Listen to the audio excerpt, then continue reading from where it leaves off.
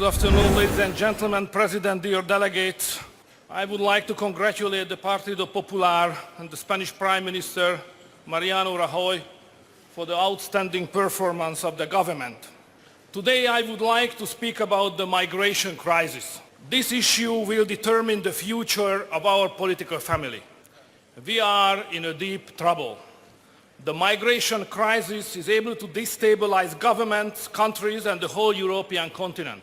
We need a strong, clear-cut answer, timetable and action plan of EPP.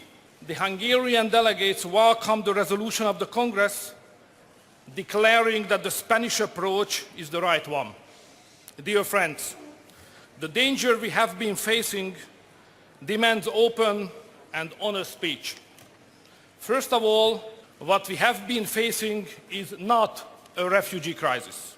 This is a migratory movement composed of economic migrants, refugees, and also foreign fighters. This is an uncontrolled and unregulated process. I would like to remind you that free choice of a host country is not included in the international law. I also want to underline that there is an unlimited source of supply of people after Syria, Iraq, Pakistan, Afghanistan. Africa is now also on the move.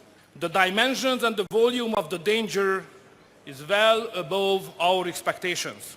Dear colleagues, this is the right time to make clear the nature and the dimension of our moral responsibility. We are Christian Democrats, so the issue of moral responsibility must also be put high into consideration. We have a heartfelt compassion for the people who left their homes. They are victims of the bad governance of their own countries. They are victims of bad international political decisions.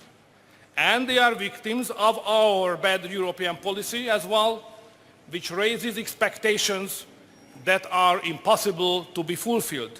And they are obviously victims of the human traffickers. But considering them victims must not turn ourselves into being victims. Just because we do not consider them enemies, we must not act against ourselves. Our moral responsibility is to give back these people their homes and their countries. It can't be our objective to provide them with a new European life. Right to human dignity and security are basic rights. But neither the German, Austrian, nor the Hungarian way of life is a basic right of all people on the earth. It is only a right of those ones who have contributed to it. Europe is not able to accept everyone who wants a better life. We have to help them to get back their own lives with dignity, and we have to send them back to their own countries. Dear colleagues, let me draw your kind attention to the fact that European Christian democratic approach does not tolerate any anti-Muslim policy. Muslim faith, which we honor and respect, is not responsible for the root causes of this mass migratory movement. Dear delegates, we cannot avoid speaking about the quality of our democracies. Does it comply with the freedom of information and speech that media usually show women and children, while 70% of the migrants are young men and they look like an army? How could it happen that our people feel that their opinion is not being put into consideration? And we have to address the question whether our people want what has been happening. Did we get authorization from them to allow millions of migrants to enter our continent? Did we get authorization not to comply with the Schengen regulations for months? No, distinguished delegates, we did not. And it is not a convincing argument anymore that what we have been doing is because of emergency. I believe we have to gather all our courage. We have to throw away political correctness and we should launch a big debate. We have to discuss our own intentions regarding our own continent without hypocrisy and Phariseeism. What do we think about our civilization heritage? Can the change of cultural pattern forced externally?